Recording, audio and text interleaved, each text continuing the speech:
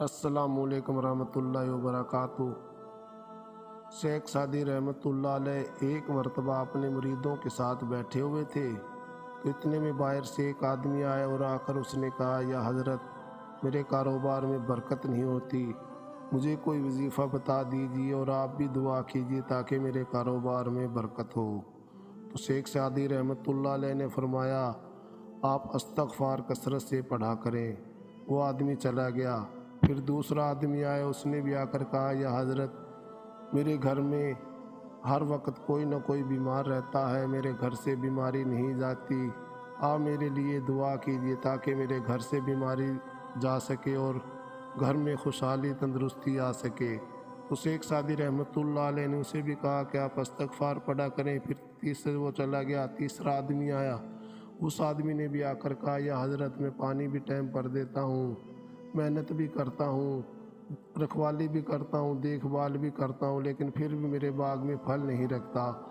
تو شیخ سعدی رحمۃ اللہ علیہ نے اسے بھی فرمایا، آپ استغفار کثرت سے پڑھا کریں۔ وہ آدمی چلا گیا۔ پھر اور آدمی آیا، اس نے اپنا مسئلہ بتایا۔ پھر اور آدمی، اس نے بھی اپنا مسئلہ بتایا۔ تو شیخ سعدی رحمۃ اللہ علیہ نے سب کو استغفار پڑھنے کا کہا۔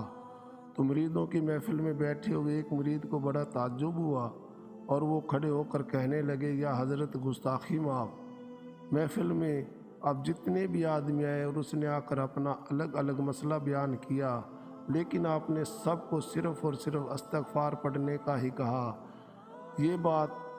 اس بات پہ مجھے بڑا تعجب ہے، لہٰذا اس کی آپ وضاحت فرما دیجئے۔ تو شیخ سعدی رحمۃ اللہ علیہ کہنے لگے، انسان پر جتنی بھی دکھ، تکلیف، مصیبت، پریشانی آتی ہیں، وہ سب کی سب اس کے اپنے ہی گناہوں کی بدولت ہوتی ہیں، لہذا انسان کو اپنے گناہوں پر ندامت کر کے اللہ تعالیٰ سے توبہ مانگنی چاہیے اور استغفار پڑھنا چاہیے۔ جب انسان استغفار پڑھتا ہے تو وہ اللہ تعالیٰ انسان کے گناہوں کو مٹا دیتا ہے، وہ استغفار بھی انسان کے گناہوں کو مٹا دیتا ہے۔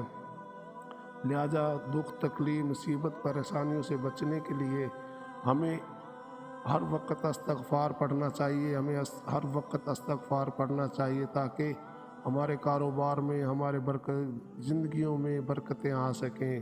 اللہ تعالیٰ ہمیں استغفار پڑھنے کی توفیق عطا فرمائے۔ آمین ثم آمین۔